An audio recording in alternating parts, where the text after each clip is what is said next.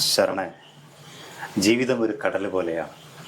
ചില സമയങ്ങളിൽ ഉൾവനിഞ്ഞും മറ്റു ചിലപ്പോൾ കരയിലേക്ക് ആഞ്ഞടിക്കുന്ന തിരമാലകളായും അത് നമ്മളെ ഇങ്ങനെ പരീക്ഷിച്ചുകൊണ്ടേയിരിക്കും. ജീവിതം കടലായാലോ ആകാശമായാലും മുന്നോട്ട് കൊണ്ടുപോകാൻ ഭയങ്കര ബുദ്ധിമുട്ടാണ്. ഷാരി എൻ്റെ ഭാര്യ എന്നോ വിച്ഛേദിക്കപ്പെട്ട കണക്ഷൻ. എടാ, ബന്ധങ്ങൾ തിരഞ്ഞെടുക്കുമ്പോൾ എപ്പോഴും ശ്രദ്ധിക്കണം, ഇല്ലെങ്കിൽ അത് ബന്ധനങ്ങളാണ്. അത് കറക്റ്റ്. ബന്ധങ്ങളെ ഇല്ലാത്തത് നല്ലത്. നിങ്ങളെ ഫോൺ എടുക്കുക സൂര്യട്ടാ. എന്തിനെടുക്കണം? നിനക്കറിയോ, ഞങ്ങൾ തമ്മിലിപ്പോൾ ഒരുപാട് അകലത്തിലാണ്.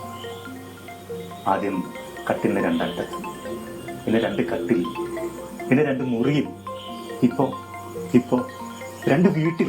കഥയൊക്കെ നമുക്ക് പിന്നെ പറയാം. ആദ്യം നിങ്ങളെ ഫോൺ എടുക്കുക സൂര്യട്ടാ, അല്ലേ ഞാനെടുക്കൂ. ഹലോ സുധീരേട്ടാ, നമ്മളെ മോക്കെന്താ പറ്റി?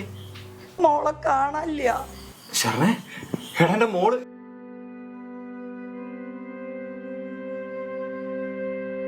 പ്രിയപ്പെട്ട അച്ഛനും അമ്മയ്ക്കും, കടലിൻ്റെ ആഴങ്ങളിലേക്ക് മുങ്ങാൻ കുഴിയിട്ട് 3-ാം നാൾ ഞാൻ തിരിച്ചു വരുമ്പോൾ എന്നെ സ്വീകരിക്കാനെങ്കിലും നിങ്ങൾ ഒരുമിക്കുമെന്ന പ്രതീക്ഷയോടെ യാത്ര തിളയ്ക്കുന്നു.